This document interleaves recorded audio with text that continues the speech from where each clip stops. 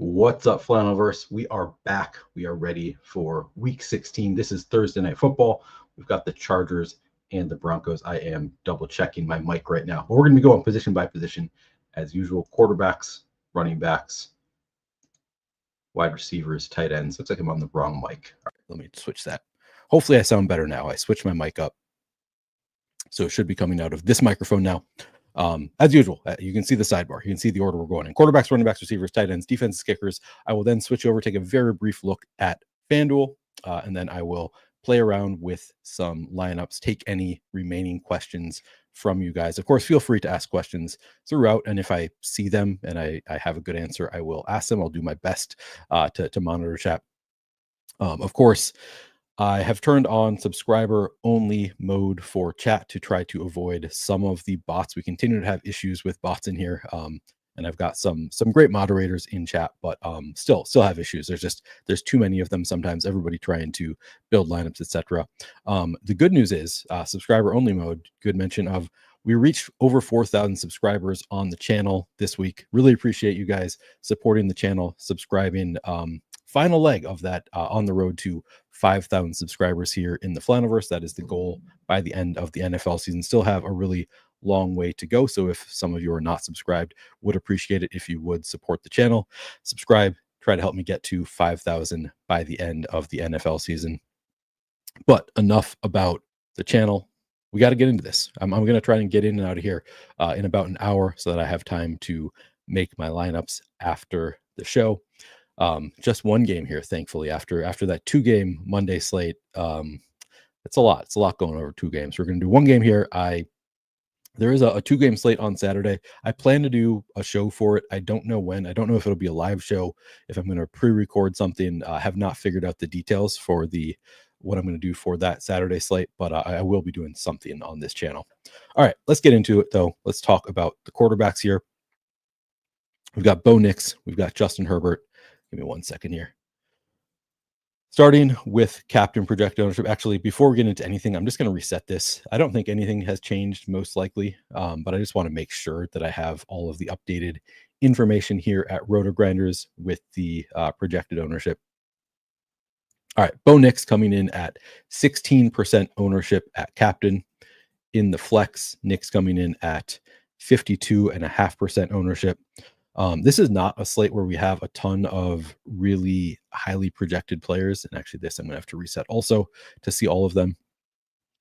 It's an interesting slate in that we have some, decent projections. And I always go over, like, this is a group of players that I want to have 3 of these players in each lineup. I don't feel quite as strongly about that on this slate as I usually do, because there's not really a break. We do have, it wouldn't be that surprising for me to see Josh Palmer outscore Quentin Johnston, for example, or Gus Edwards outscore Javonte Williams. So we've got kind of this list: Bo Nix, Justin Herbert, Ladd McConkey, Courtland Sutton, Javonte Williams, and Quentin Johnston sort of separate in terms of projection, but not by that much. And I think not all of them, but like everyone after Courtland Sutton, it would not be that surprising to see, any of these players kind of pop up into the top projected scores on the slate. So all that to say, I'm going to play a lot of the quarterbacks. I think the quarterbacks look really good here, even in a low scoring slate. Both run a little bit at least. So there's a little bit of a floor to the quarterback scoring on this slate. Ultimately, I think that I'm going to be, with the field on Bo Nix, I don't think I'm going to be like trying to get over that number. It's possible I end up slightly underweight to the field, but I think essentially the Nix projected ownership is right around where I want to be. He's getting significant ownership. I think he should be getting significant ownership. Let's see, 52.5 and 16%. So we're talking about just south of 70% Bo Nix. I think that's fine. I think that's probably about where I'm going to be with Nix. Nix is interesting in that he is sort of a rushing quarterback. He's shown spike weeks in some games. Actually, I'm going to pull up his game log here just so I can give you some examples. But he's not like he's not like a Lamar Jackson consistent type of rusher, and it has been pretty bad in recent weeks. His running, it's been his most recent game, 23 rushing yards. Before that was -5, then 36 for, he had a couple games early on, actually, a couple games where he had 75 and 61 rushing yards in weeks 7 and 6. And then prior to that, early on in the season, the first 3 weeks of the year, he had 35, 25, 47 rushing yards. They just seem like they don't want him running quite as much in recent weeks. It's taken a big dip in terms of his rushing numbers in general. So it's sort of hard to know how to treat Bo Nix as far as stacking goes. Like, do you want to always stack him? Do you want to have him double stacked in the captain spot? I've landed on, yes, I'm always going to be stacking Bo Nix regardless of where he is in the lineup. And when I have him in the captain spot, I am requiring at least 2 pass catchers when I have Bo Nix in the captain spot. But I think that's kind of a gray area. I think if you wanted to play it, like, screw it. I think Bo Nix has 75 rushing yards, in his range of outcomes, and you want to just require 1 pass catcher with Bo Nix at captain. I think that's a totally reasonable way to play it too. My way is I'm requiring 2 pass catchers. I did include Javonte Williams among those potential pass catchers. So sort of hedging my bets just a little bit, but ultimately I am requiring multiple pass catchers with Bo Nix at captain and just 1 pass catcher, or a minimum of 1 pass catcher when I have him in the flex. And again, it all comes down to the scoring dynamics on DraftKings. Every time a player throws the ball to the other player, typically quarterback, the pass catcher is going to outscore the quarterback because they get a point per reception, they get more points per yard, more points per touchdown, et cetera, et cetera. So easy for pass catchers to outscore the quarterback unless the quarterback is really spreading the ball around. So if you're making the bet that the quarterback is going to be the optimal captain, you're making the bet that they're going to have to be the highest scoring player on their team because they're usually also the most expensive or close to it. And the only way for the quarterback to be the highest scoring player on their own team is either they're running a lot, so that's one factor, rushing quarterbacks, you don't have to stack as much, or they're spreading the ball around to multiple pass catchers. It's not just 1 pass catcher getting all of those receptions, getting all those yards. It's the quarterback, incrementally getting points to outscore their pass catchers. So for me, Bo Nix, requiring at least 1 pass catcher. If I have him in the captain spot, I want to have at least 2 pass catchers on every Bo Nix captain team. Justin Herbert is the other quarterback here. Justin Herbert coming in at 15% ownership in the captain spot. And hang on one sec. And 51% ownership in the flex. So coming in just a bit lower owned than Bo Nix. And again, I think that is totally reasonable. Justin Herbert also has run a bit this season. He's averaging... Oh, wait, where did I write this down? Justin Herbert averaging,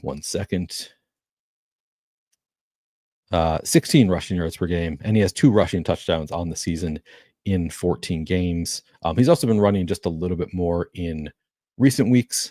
So I think Herbert also has a bit of rushing upside. Doesn't have like the 75 rushing yards upside that Bo Nix does, but he has a little bit of rushing upside.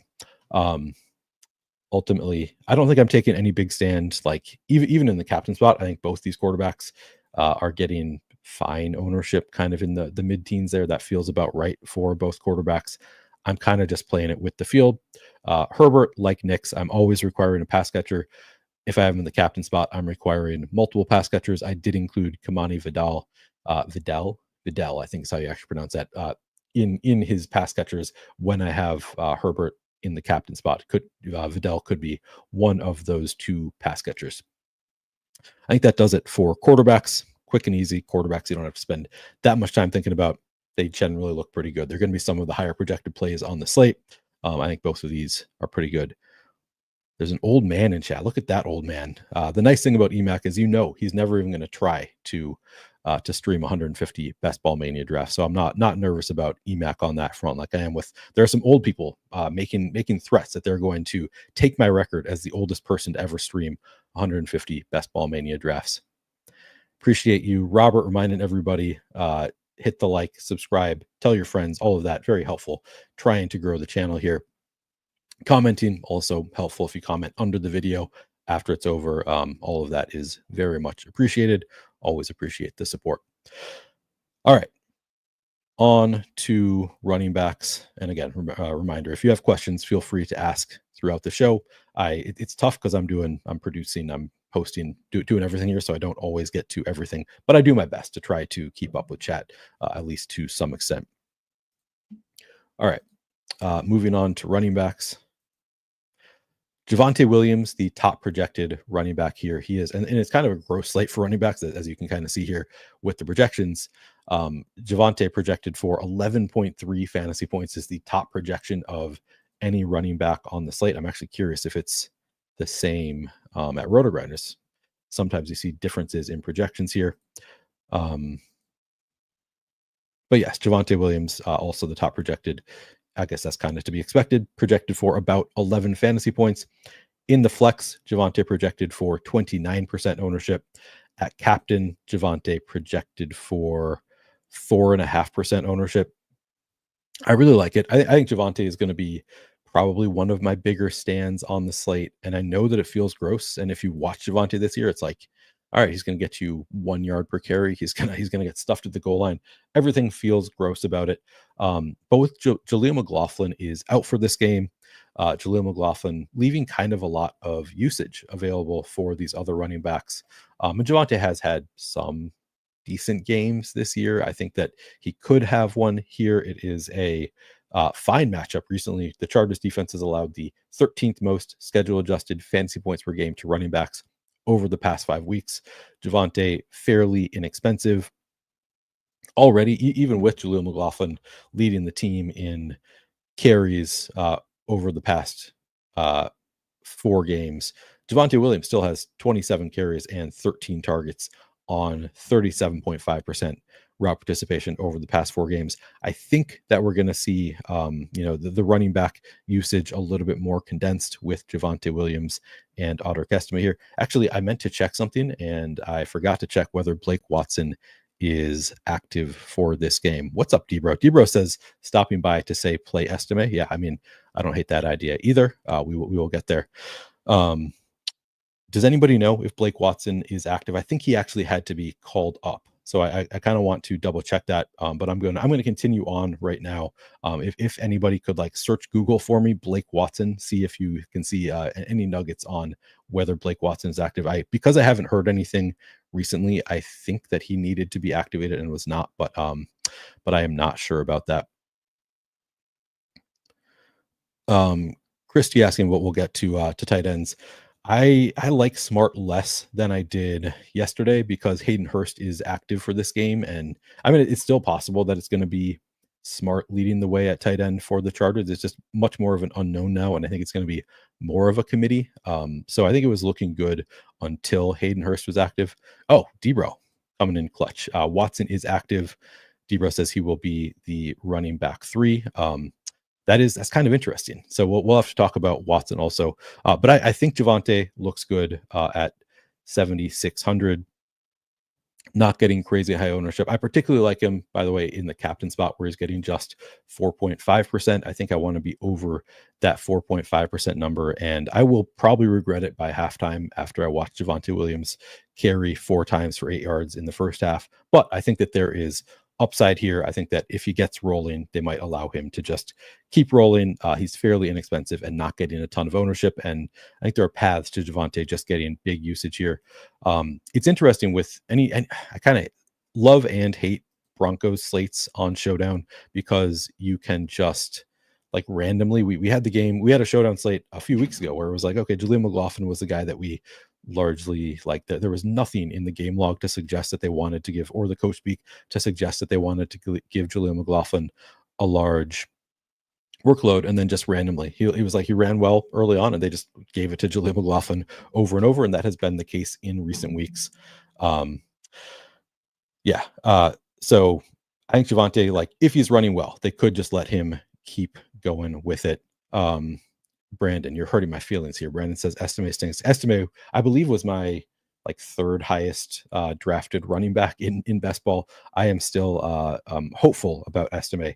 We'll get to Estime now. So Estime not projecting extremely well. He's 5,600, doesn't project all that well. But then the ownership. So at captain, we have Estime coming in at 2% ownership, and he's fairly inexpensive. At flex, we have Estime at 18% ownership. I want to be above both of those numbers on Estime. I don't think we have a big enough sample size to say that Estime stinks.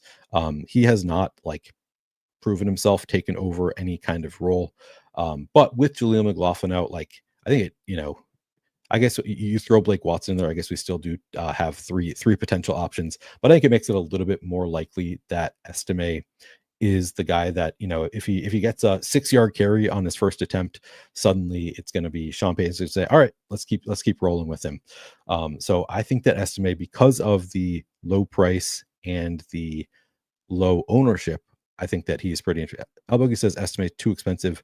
The thing is, like Debro says, I think he's been better than Javonte. So even though I'm leaning in on Javonte, particularly at captain, because I think 4.5% is just too low for Javonte and nobody wants to play him. And I think that there's still upside there. So I think I'm going to be overweight to Javonte at captain.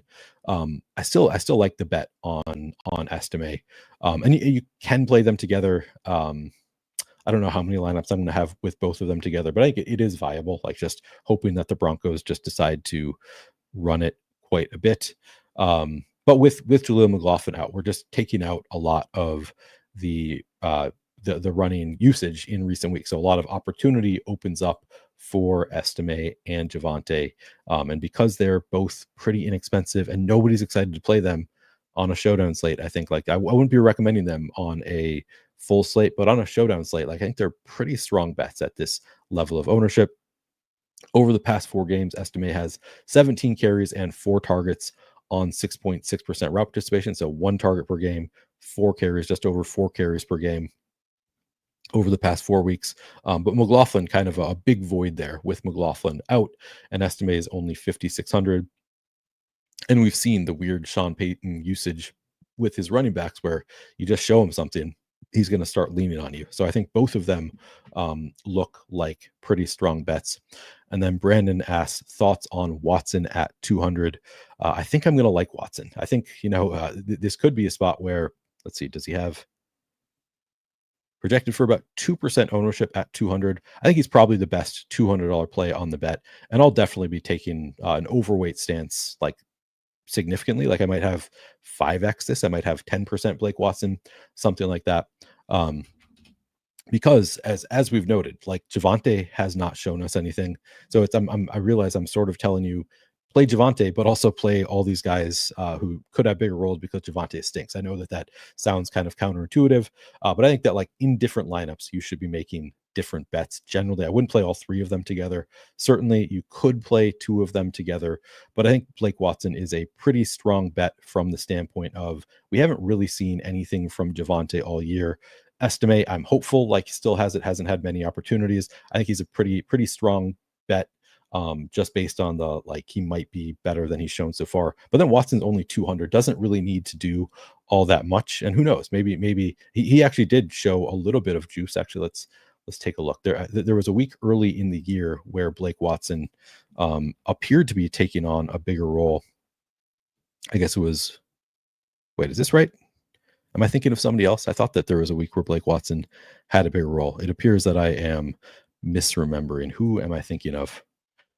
Because he only played 1 snap here and did not have a carry in this game that I'm looking at. So never mind. But I think based on the lack of clear bell cow for the Broncos, like the one who was sort of beginning to separate was Jaleel McLaughlin. Oh, you're absolutely right. Best Ball on Call says Beatty, maybe. I'm pretty sure it was Tyler Beatty. That's exactly what I'm thinking of.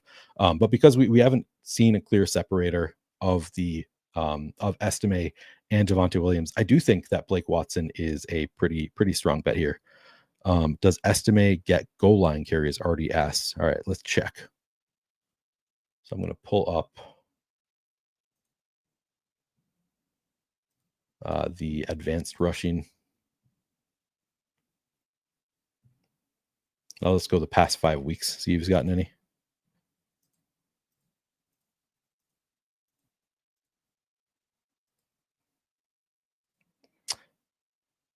Seems like he should, but I think it's Javonte typically. But let's see in the past 5 weeks.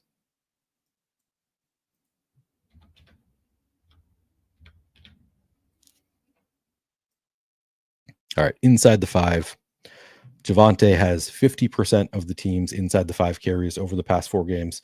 Jaleel McLaughlin has a quarter, and Michael Burton has a quarter. Estime has not taken any in the past 4 weeks. So for what that's worth, he has not. It has been mostly the Javonte show in recent weeks. I do think like that's a thing that can change any week. Would not be that surprising to see Sean Payton just adjust things.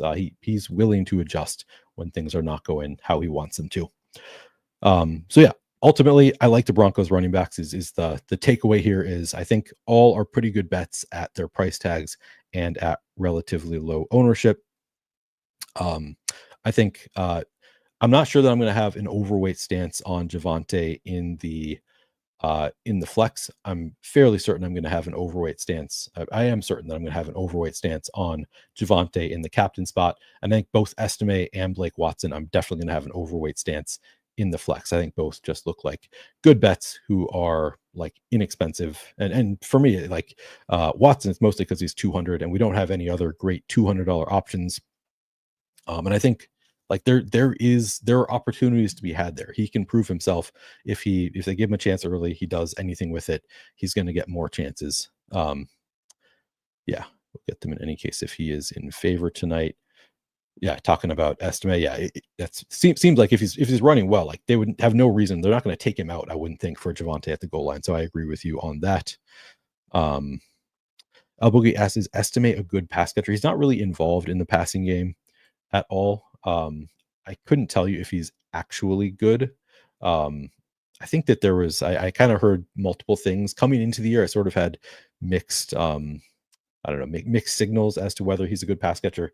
But the most important thing is he's just not used as a pass catcher. If we just look at his game log, or sorry, Estime.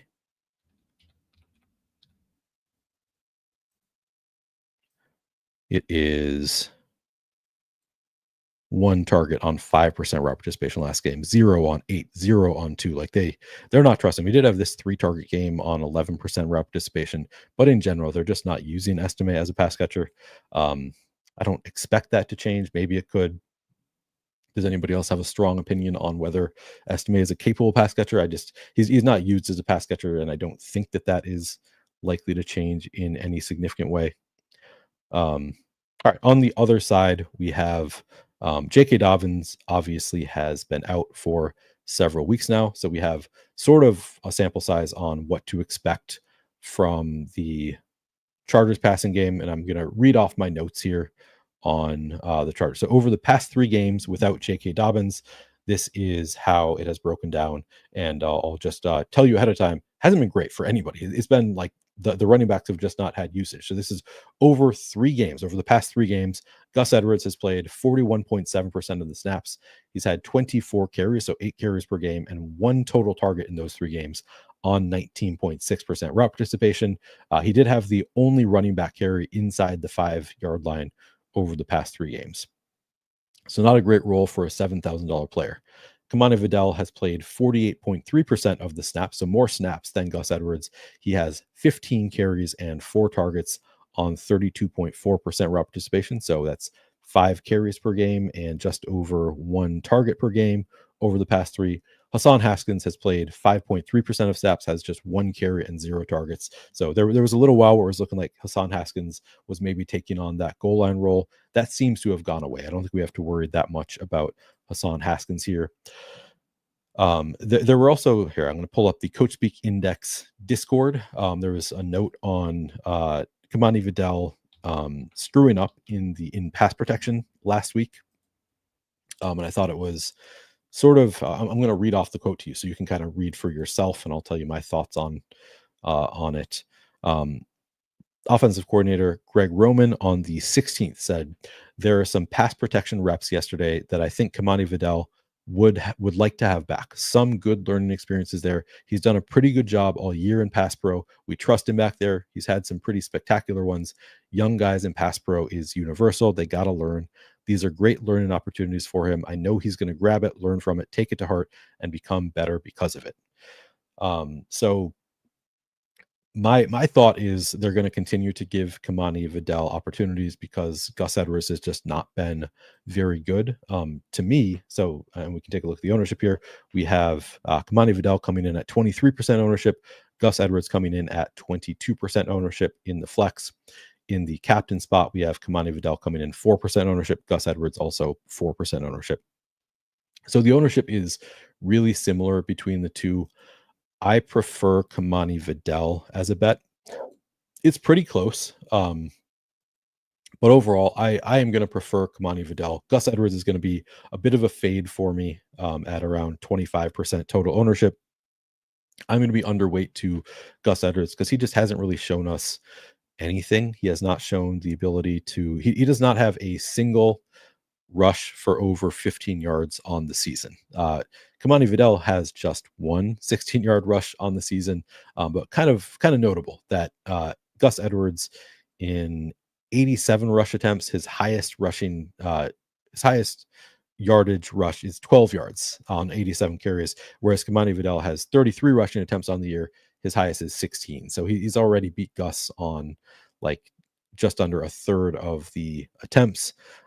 So he also has Kimani Vidal shown a little bit more in the passing game. He had that 38-yard receiving touchdown early in the year. He's involved a little bit more in the passing game. So I kind of think if either of them is going to take on a bigger role, it would be Kimani Vidal. So I'm going to be betting on Kimani Vidal rather than playing a ton of. I'm going to be underweight to Gus Edwards. I just don't think that he has shown us much of anything. Drew says, can you imagine if Dennis Allen was Vidal's coach? Thankfully, Dennis Allen is nobody's coach anymore. So I'm hopeful that Kimani Vidal can take on a bigger role. He's a rookie late in the year. Sometimes you see rookies take on bigger roles. The flip side of that is I don't think he's likely to get the goal line carries. So Gus Edwards could just have that random, doesn't need to be that good to get the pass interference in the end zone. He gets the ball at the one twice. That can happen. And I will feel pretty bad about my lineups if Gus Edwards ends up getting those 2 1-yard touchdowns, because he has not shown the ability to break off a 20-yard touchdown. Obviously he can, it's within his range of outcomes, but I think it's more likely that Kimani Vidal takes on the bigger role because we've seen Gus, for most of the year, and he has just not really proven anything. So for me, I would rather bet more on Kimani Vidal rather than Gus Edwards. At the same ownership, I'm playing more Kimani Vidal. And then I don't think there are any other. Yeah, I don't think I'm playing any Hassan Haskins at 1,400. Maybe in a 150 set, mix him in a little bit, but again, he's seems to have kind of gone by the wayside. I don't think that they really have any specific role for Hassan Haskins anymore. Not playing any Scott Matlock. So mostly it's just Gus Edwards, Kimani Vidal. I think I'm going to be, overweight to Kimani Vidal. Gus Edwards going to be one of my bigger fades on the slate. I'm still probably going to have 15% total Gus Edwards in my lineups, just in case he does have 2 goal line touchdowns or randomly breaks off a 15-yard or touchdown or whatever. But I think Kimani Vidal is the better bet in my opinion at the same ownership. All right, I think that does it for the running backs. Let's move on, talk about wide receivers. I'll check in on any questions. Yeah, Jimmy, I talked about Blake Watson a bit earlier. I like him. I think he's coming in at 2% ownership at just 200. There's a pretty good chance that he just doesn't have much of a role, but I think he's the best $200 bet on the slate as far as I remember. I can't remember any other great $200 bet. So I think Blake Watson could. He has contingent upside if something were to happen to one of the running backs in front of him. They might just use him a little bit. It's Sean Payton. You never really know what Sean Payton's game plan is going to be, and neither of the running backs in front of him have shown much. So I think there could be opportunities there for Blake Watson to come in and take on somewhat of a role. He also might just score 0 because they have 10 total rushing attempts for the game, and they're not going to try a running back 3. So clearly the floor is 0 for Blake Watson, but I think it's a strong bet at 200 at 2% ownership. I'm going to be definitely overweight to that. All right, let's move on. Talk about wide receivers. Nice. Okay. Lad McConkey, the top projected wide receiver at fantasy points. Is it the same at Roto Grinders? Yes, it is. Okay, interesting. I thought that Courtland Sutton would be. No, it's Lad McConkey. 43% projected ownership in the flex for McConkey. At captain, projected for 18% ownership. Again, no issue with either of those numbers. Lad has been pretty great all year. Actually, I'll read off. Let's take a look at the. I've not actually looked at this matchup yet. Okay, so it's a strong coverage matchup for Lad McConkey. So the types of defense the Broncos play suits Lad McConkey, it looks like. So that is good to see. One more reason into Lad McConkey on this slate. The role has also been just better and better. Let's see, I'll bring up the McConkey game log here.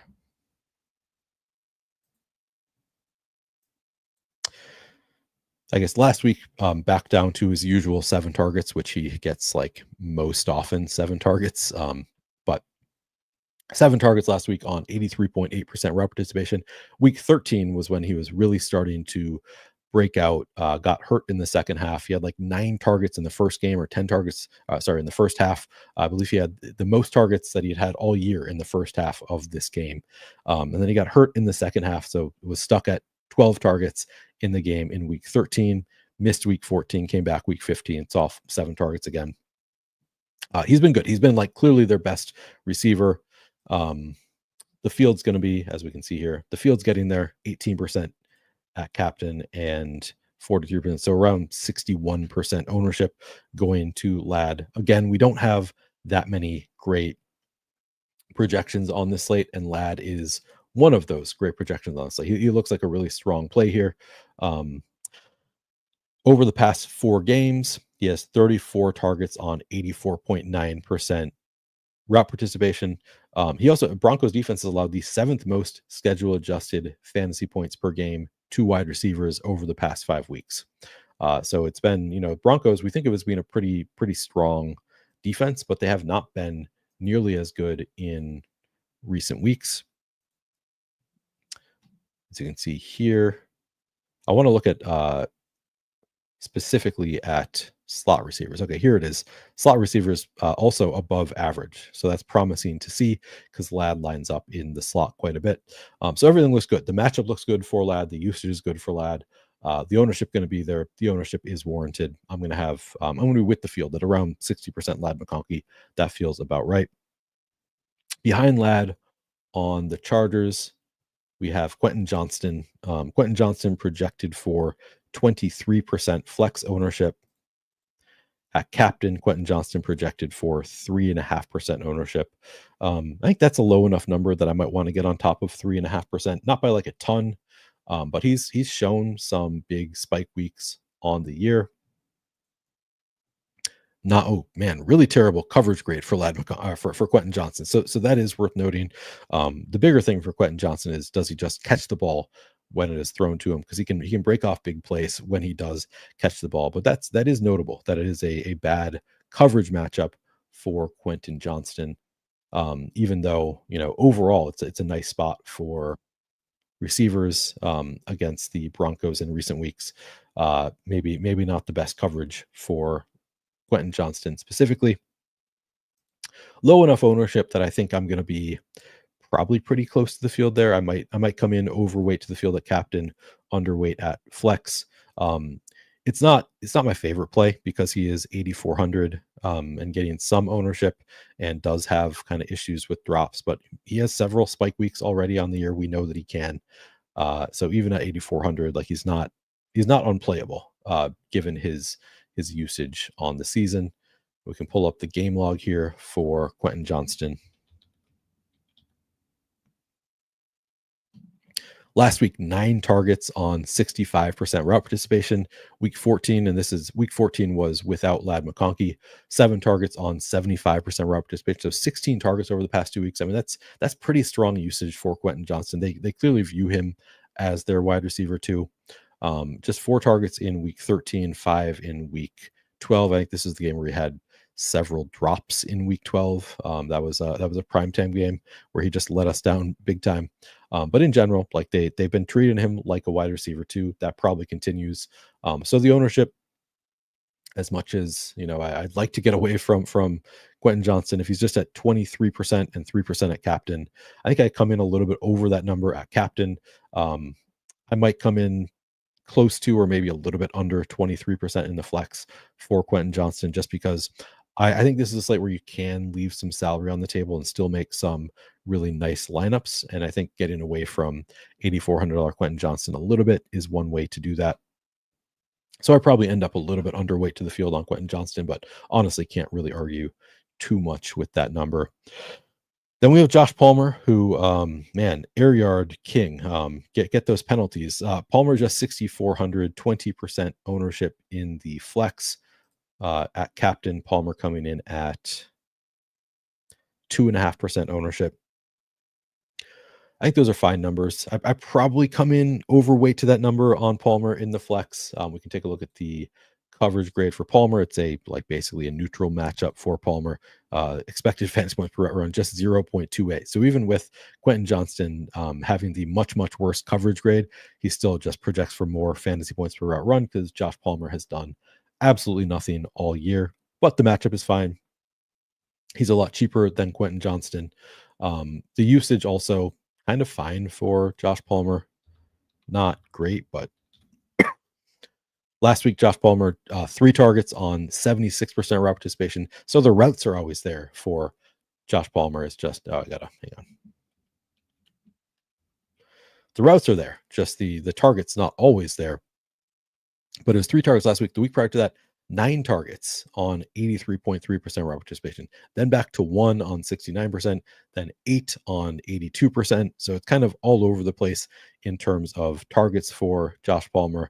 You may recall this Baltimore game was the most frustrating game of all time because they kept on targeting him like deep down the field or in the end zone, and then the defenders just kept holding him, like committing blatant pass interference, and they were called. So he got the calls, helped the team, and did not help us fantasy wise. So I still think that there is within the range of outcomes. Josh Palmer has a game where those 8 targets and sees end zone long looks, and he does actually convert on them rather than penalties.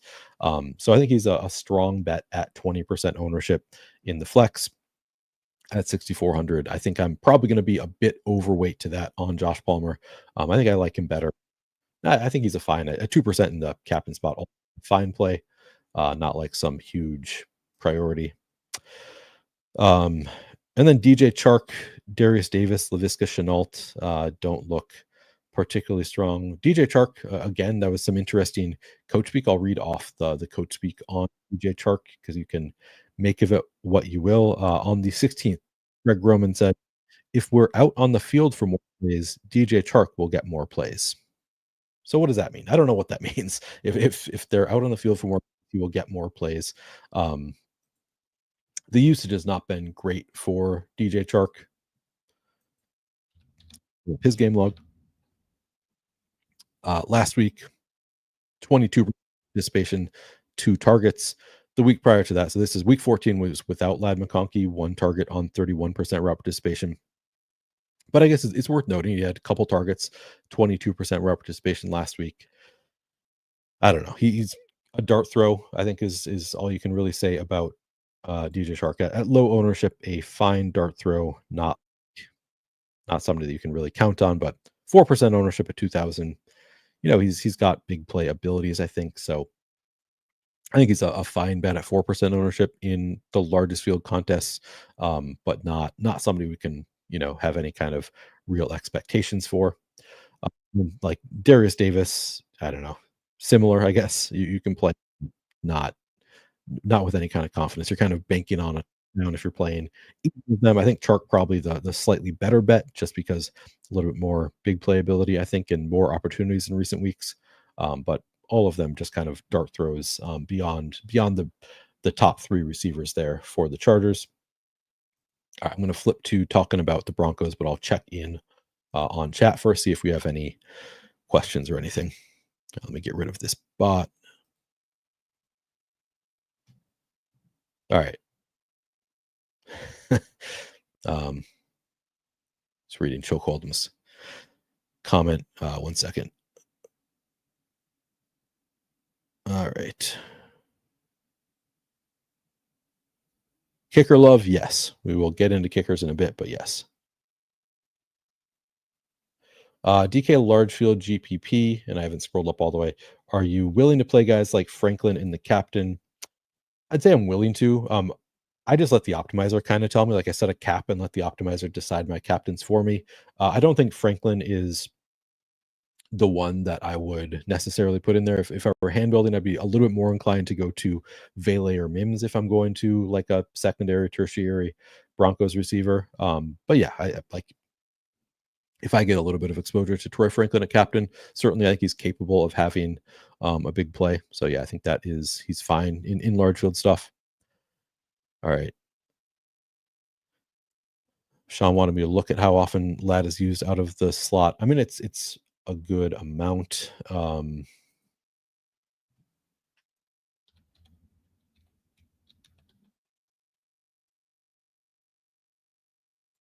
73.3% out of the slot on the year. Yes, kicker love, as I mentioned. Chris, yes, is Lad not hurt a little? He's playing, so I'm treating him as though he's a full go. He played last week in full too. All right.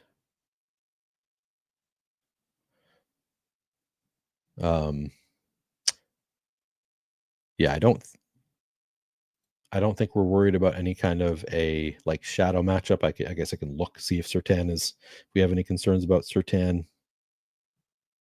Yeah, we're not expecting any shadow coverage. This tool has Surtain mostly on Quentin Johnston, which would also, that reason to be a little bit wary of Quentin Johnston.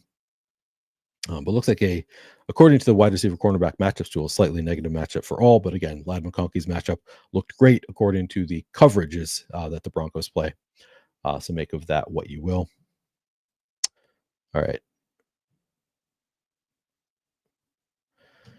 Will Dissly is out. That is true. We got Hayden Hurst back along with Stone Smart tonight. All right. Scrolling real quick, and then I'll get into the Broncos a bit. Yeah, Mims. All right, let's get into it. Okay. Broncos receivers, not the most straightforward. Courtland Sutton has been like a pretty clear alpha, so he is straightforward. We'll start there. Courtland Sutton, 41% ownership in the flex. At captain, 13% ownership. That number stands out to me. 13% when Lad's getting 18%, both the quarterbacks getting more. Sutton at just 13%. That's a number I think I'd like to get on top of. So if I had to be a little bit underweight to the quarterbacks to get there, I'd be willing to do so. Just easier for a receiver to be the highest scorer on the slate, to break the slate. So I think Sutton looks like a really strong bet at 13% captain ownership and at 41% flex ownership. The usage has been really strong for Courtland Sutton. We just look at his game log. Kind of a dud last week, as I recall. He had 9 targets, though, on 78% rep participation last week. 9 targets the week prior to that, 10, 8, 9, 10, 11. I mean, just elite usage for Courtland Sutton. And he's been one of the top receivers in the game this year. Let's see if I have any other notes on Sutton. I think we kind of know what Sutton is, so I don't need to talk about it that much. But yeah, over the past 4 games, 36 targets on 77% route participation. Chargers defense, by the way, has allowed the 6th most schedule-adjusted fantasy points per game to wide receivers over the past 5 weeks. So it's been a nice matchup for receivers in recent weeks. Everything looks really good to me for Sutton. So I imagine that's a spot where I will be overweight to the field, particularly in the captain spot. I think it looks like a really strong play. Beyond Sutton is where it gets a little bit, less easy to break down. And actually here, I'm going to pull up the past 5 weeks and just look at all of the usage for the past 5 weeks.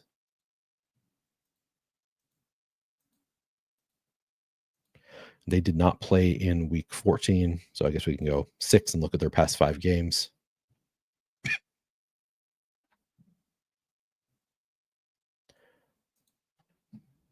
Although I think I did just the past 4 games in my write-up, so this is going to be some inconsistencies there. But over the past 5 games for the Broncos. Courtland Sutton, 45 targets on 78% rep participation. Devon Vele, number 2, 23 targets on 58% rep participation over the past 5 games. We can take a look at how this all looks in the route share report here.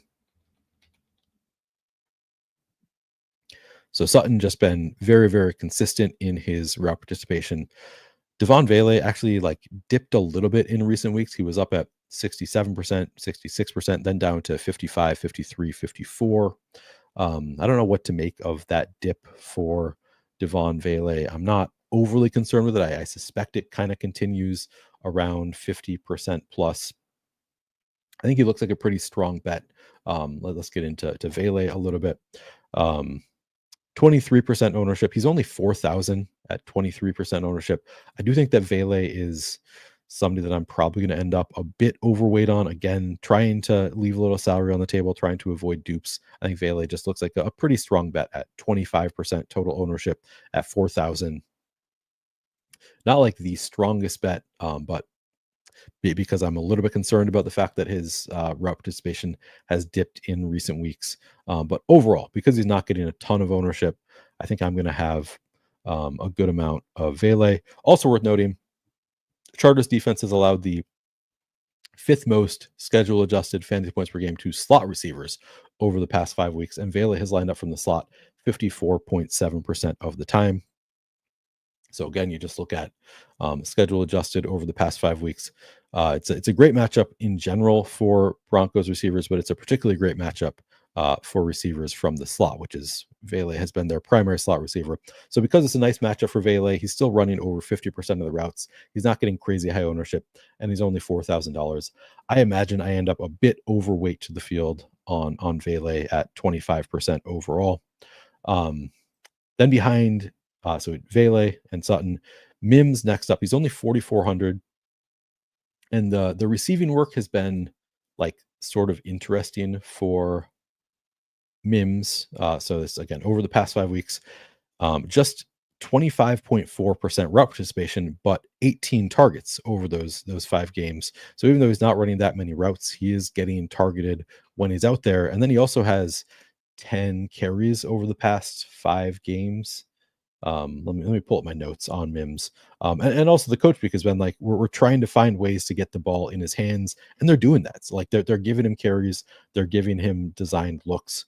Over the past 5 weeks, 14 targets. So this is over the past 4 games, 14 targets on 27% route participation. So again, the targets is just he's getting targeted more than his route participation would suggest. And also over the past 5 weeks, 10 carries. So they're finding ways to get Marvin Mims the ball. Of course, we all saw the massive long touchdown on a showdown slate not that many weeks ago. So clearly has big play potential, and also seeing kind of some of these, gimmicky, find ways to get him the ball roll. So at 4,400, even though the receiving work is not it's a little bit concerning that he's still not running that many routes. I think he's a strong bet, and somebody that I want to bet on at captain in particular at low ownership. But 21% flex ownership for Mims looks good. I think I'll probably be above weight to that. And then just 2.5% captain ownership. With his big play upside, I think I want to be above that number also. So that was somebody had asked me about playing Franklin at captain. I think I'm personally more inclined to go to more of Vele and Mims. Although Franklin, actually, if we look at his game log, I'll pull it up. Sorry, I immediately went to Vele, not Franklin. Kind of better usage in recent weeks, up to 51.4. So as Vele has waned a little bit, Franklin's kind of come on with, 13 targets over the past 3 weeks. Route participation over 50+% in the past couple weeks. And he's also a rookie, where you could, kind of hope that he's, as a rookie later in the year, take on a bigger role. So I guess Franklin maybe does kind of fit that same bill. This is why, as I said, it's sort of tough to talk about the Broncos, because outside of Sutton, it's they all sort of have secondary roles that are not that great. There's nobody who's running 80% of the routes outside of Sutton. They're all just kind of getting mixed in here and there. And I think like Mims, I think Franklin does have big play upside. So I take it back. I think that Franklin does seem like in a 150 set large field tournament. I think that he does also fit the bill of somebody that you can mix in at captain. Oh, and also getting just 1% captain ownership. So lower ownership there. Yeah, I think that's a pretty decent bet to make. And what was it at flex? I think I went over it, but yeah, just 15.5% at flex. I think that's the number I want to be on top of. So all of these Broncos receivers, I'm leaving salary on the table and just trying to get over the field on all of these kind of secondary receivers, Franklin, Mims, and Vele, but also like Lil Jordan Humphrey. You can even make a case for Lil Jordan Humphrey a little bit. He's only 1,000 over the past couple of weeks. He's had a little bit of a role. And you know Sean Payton loves the trolling, just giving the random guy a touchdown. One target last week on 24% route participation, 0 the week prior on 19%, and then 3 targets in week 12 on 45% route participation, four targets a week prior on 34%. Like Lil Jordan is not nothing. Like he's not quite that doesn't need anybody to get hurt to get onto the field. He's going to most likely see a couple opportunities. So at his price tag and low ownership, yeah, I'm leaving salary on the table and making bets on all of these Broncos receivers to some extent. Now, if I had to rank them, obviously Courtland Sutton, number 1. I think I'm coming around to Troy Franklin, number 2, just because of the low ownership. Maybe Mims, number 3. Vele, I was pretty enthusiastic about early, but he is kind of losing his role a little bit, and he's the most expensive I guess he's less expensive than Mims, more expensive than Franklin. So I kind of think Vele, it's close between Vele and Mims, but I think Franklin pretty clearly number 1 at 15% ownership and 3,000, and then it's kind of Mims and Vele, both strong bets, both players that I intend to be slightly over the field on. I think I put Mims a little bit higher just for the rushing upside. Maybe with Jaleel McLaughlin out, he actually gets more rushing work too. Like instead of just going to all those running backs that I like, it could be that Mims gets a couple extra carries too. So I think I break the tie toward Mims there over Vele, and then Lil Jordan Humphrey is kind of his own thing. He's just a large field dart throw who I think is a fine dart throw, but that's kind of all it is. Yeah, and that's it as far as the Broncos receivers go. I'm going to move on to tight ends, but first I'm going to double check on any questions. All right, and get rid of the bot. All right.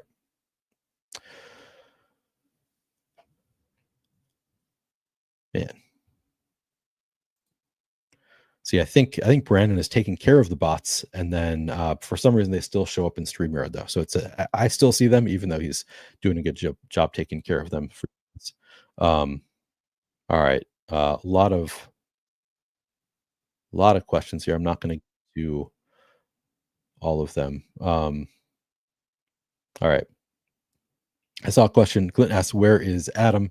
Adam and I have not been doing shows together for a few weeks now. He just got too deep into NBA season and did not enjoy doing NFL content anymore. So at least for the time being, we are not doing our shows anymore. But he was never on this show anyway. We did a secondary show in the morning, and then I would do this one. But yeah, maybe during the playoffs, we've talked about potentially doing them again at some point. But for the time being, no Adam. All right. How often do Mims and Humphrey play in the slot? Can take a look. Let's go. So this is over the past 5 weeks.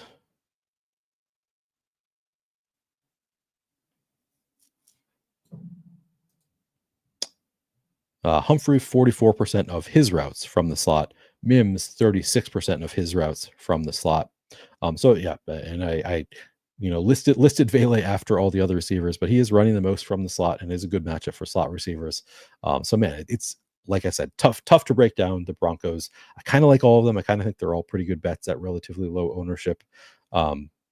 But ultimately, just Franklin's getting the least ownership at the lowest price tag and seems to have a pretty good role in recent weeks. All right, moving on.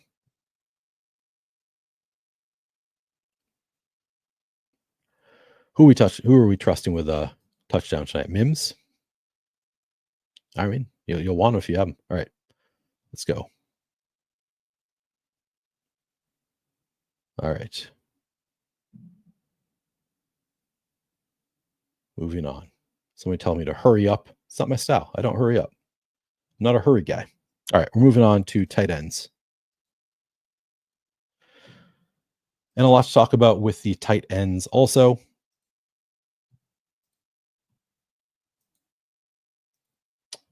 Hayden Hurst is back for the Chargers. So we were thinking it was going to be just Stone Smart here with Will Dissly out. Stone Smart had a great role last week, and now Hayden Hurst back, and we have not really seen this exact scenario yet, where we have Will Dissly out. Like, who do they like better between Stone Smart and Hayden Hurst? Hard to really know. Hurst had really good role the first 4 weeks of the year, came back a little bit weeks 9 and 10, never really got going. Kind of seemed like they trusted Will Dissly more. But now it's been Stone Smart had just the 1 week last week, 57% route participation, was the clear tight end one. Everybody was excited to play him.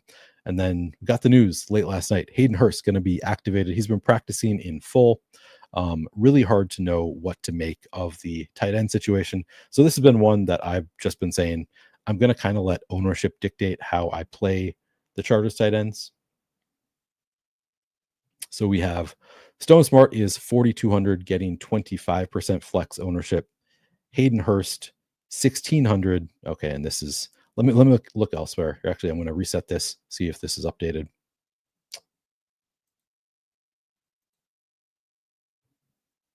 Otherwise, I'll look elsewhere for Hurst ownership.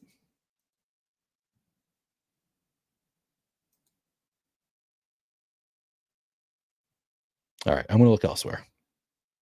Get an idea of what the field is projecting the ownership for.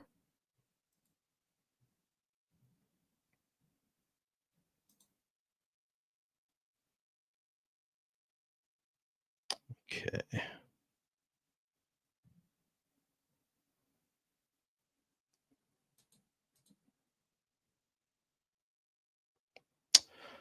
Yeah, looking at single digit ownership for Hayden Hurst. If that's the case, I'm going to load up on Hayden Hurst.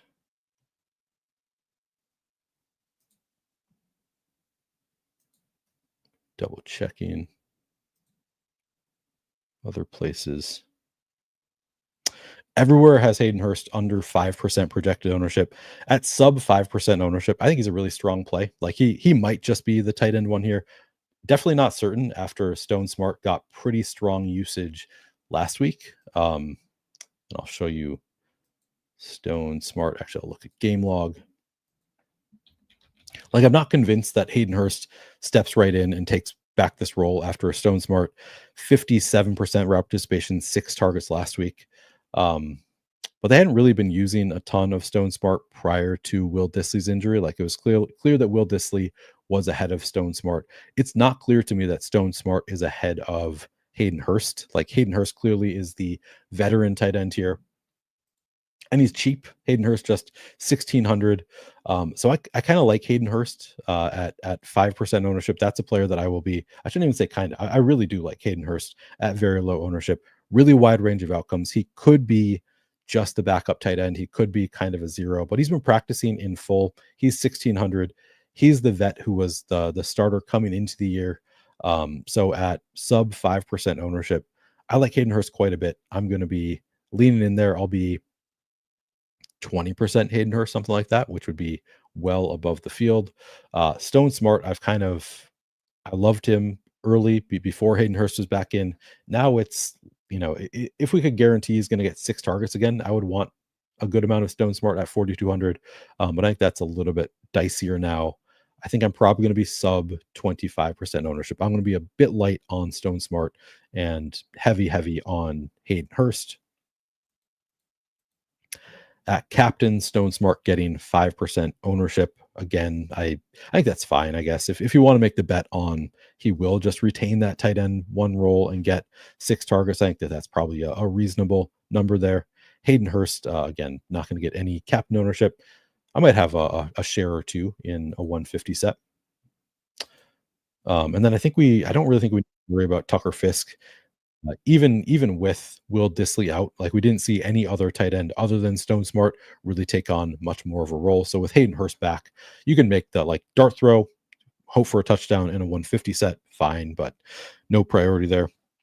On the Denver side, kind of interested in Lucas Kroll. He's 1,200. If you just look at the route tree in recent weeks, kind of taking on the biggest role of the Broncos tight ends. Kroll last week up to 40.5% route participation. Troutman just at 16%. Adkins 16%. So Kroll kind of seems to be trending in the right direction here, up to 33% week 14, 40.5% week 15. I like Kroll, not getting a ton of ownership. And then the target share.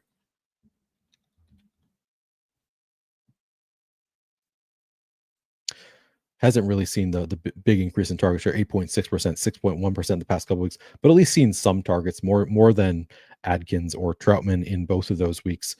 So Kroll for me is the priority, if you want to call anybody a priority, of the Broncos tight ends. I wouldn't call any of them a priority, but Kroll coming in at 6% ownership, that's a number that I will get above weight to, whereas Adkins 4% seems okay, like don't feel that excited about it. And Troutman 4% seems fine. Yeah, to me, Kroll at 1,200, like I like that way better than $3,600 Troutman or 2,400 Adkins. I'm just going to make Kroll will be my biggest bet of the Broncos tight ends because he seems to be kind of trending in the right direction and he's the cheapest. So I like Kroll of those. And then of the kickers and defenses, Chargers defense, 5,000, 15% ownership. Broncos defense, 4,800, 16% ownership. Both seem like pretty strong bets here. I'll read off my notes on the defenses. Broncos defense. So my note is Broncos defense, pretty good bet for a few sacks here. The team leads the league with 49 sacks on the season, and Herbert has been sacked 38 times, tied for 6th most in the NFL. So I think we can expect some sacks from the Broncos. On the other hand, and Herbert has also fumbled 6 times, which is tied for 13th most in the NFL. So we're hoping for a strip sack here, I guess. But he's thrown just 2 interceptions. So that's the one downside to playing the Broncos. Ultimately, I think they're getting about the right ownership. I might come in even a bit higher than that. Chargers defense is tied for 7th in the NFL with 40 sacks on the season, but Bo Nix has been sacked just 20 times on the year, not getting sacked a ton. Chargers are tied for 4th with 14 interceptions. Nix has thrown 11 interceptions, tied for 6th most. So Chargers a bit more likely to get a takeaway via an interception. Broncos more likely for sacks and takeaways via strip sacks, but ultimately, I don't have a strong lean. I think both look like pretty good bets at mid-teens ownership. I'm probably going to come in overweight there. And then, yeah, kickers have been crushing kind of all year in Showdown. I think kickers remain pretty strong bets here in what could be a really low-scoring game. Will Lutz, 14% ownership. Cameron Dicker, 18% ownership. Both look like, yeah, strong bets. As well. I don't know that I'm going to be well over the field just because I'm making a lot of bets on low-owned receivers, but I'll probably be with the field on the kickers would be kind of the goal. Let's take a brief look at FanDuel, then I'll play around with some lineups and get out of here, make my own lineups.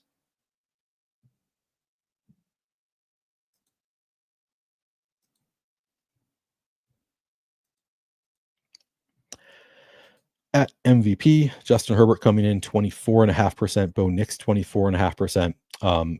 Courtland Sutton once again stands out, 8.5% ownership going to Courtland Sutton. Like that would be, if I'm making one hand-built lineup, Courtland Sutton MVP would be the first spot I go there at 8.5%. He could easily be the high-scoring player on the slate.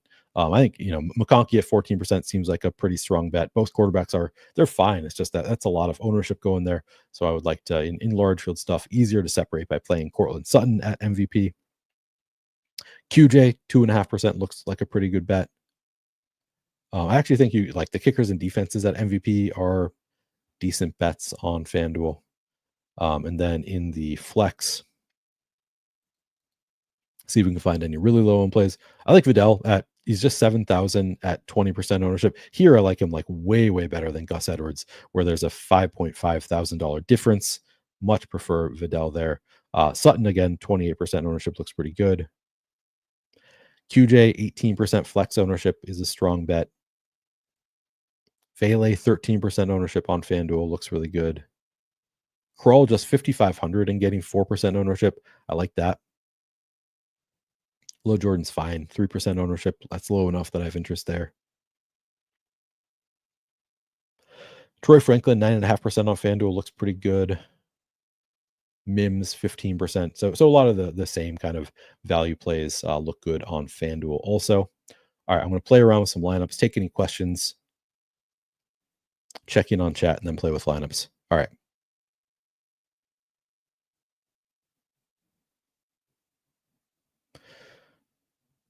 Brandon's reminding me I need to make my lineups. I have set some rules already, so we're not completely behind here. But yeah, I will get to it. I'm going to play around with lineups here, and then get to making my own. All right, I'm going to start with Courtland Sutton at captain.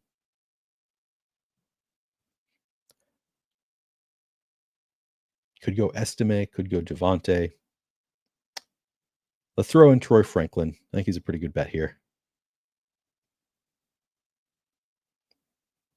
If I throw Hayden Hurst in here, now I have a ton of money left over. Can get Bo Nix in there, Justin Herbert, Lad McConkey. Look at that beauty. 1,800 left over with all four of the four best plays on the slate in Nix, Herbert, McConkey, and Sutton at captain. And then you just throw in Franklin and Hayden Hurst, leaves 1,800 on the table. I like that. For a large GPP, I think that looks like a strong lineup. Do one more here. I'm going to go Javonte at captain. I'll throw in the Broncos defense. Now I'll go. Let's try Vele. And again, back to having so much money. I'll throw in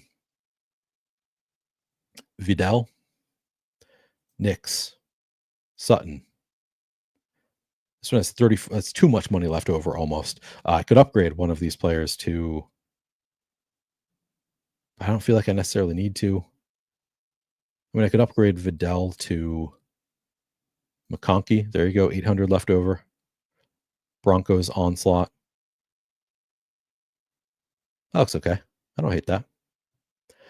All right. 14 minutes left to make lineups. Is there a way to cash tonight without a quarterback? Yeah. I mean, you can definitely do it if you play, but I would like, if I'm not playing a quarterback, I'm probably playing Sutton and McConkey and one of the running. I don't know if I want one of the running backs necessarily, but yeah, there are ways for it to happen, but I'm not going to have that many lineups without either. Matt says this might be a min 4 kickers and defenses type of game. It very much could be. FanDuel must plays. Sutton looked really good, both at flex and in the captain. The quarterbacks, I would lean in on FanDuel, I think. And then just kind of mix in some of those low owned pieces, defenses, kickers, etc. All right, I got to get out of here. I got to go make my lineups. Appreciate you all hanging out with me. If you have not already subscribed to the channel, again, trying to get to 5,000 by the end of the NFL season. So would appreciate your support by liking the video, subscribing to the channel, commenting. All of that is very helpful. Tell your friends, all that kind of stuff. Let's win some money tonight. Good luck, everybody. Go get it. Win a GPP and let me know when you do. Always love hearing it. All right. Thanks, guys.